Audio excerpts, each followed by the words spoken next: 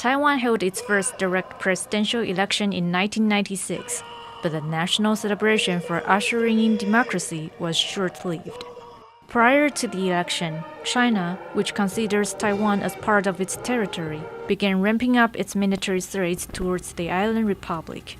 China's reaction caused people from around the world to sit up and take notice of Taiwan and its fledgling democracy. More than 2 decades have passed, yet the situation is much the same. Taiwan will hold local elections on Saturday. It also comes at a time when military threats from China are increasing. And again, this has caused a renewed international focus on Taiwan's democratic process.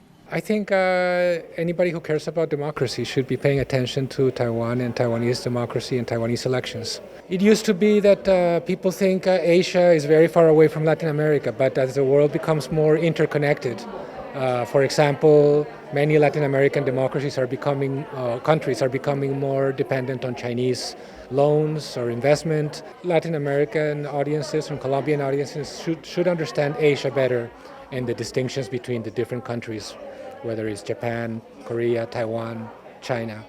It's not just members of the media who are taking an interest. South Korean filmmaker Yujing traveled to Taiwan just for this election.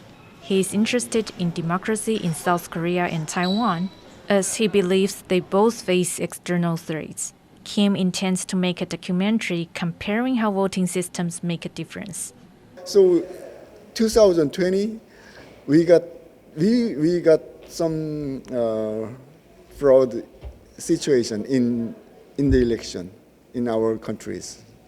So yeah, I think we have to learn Taiwanese election system because it is more accurate.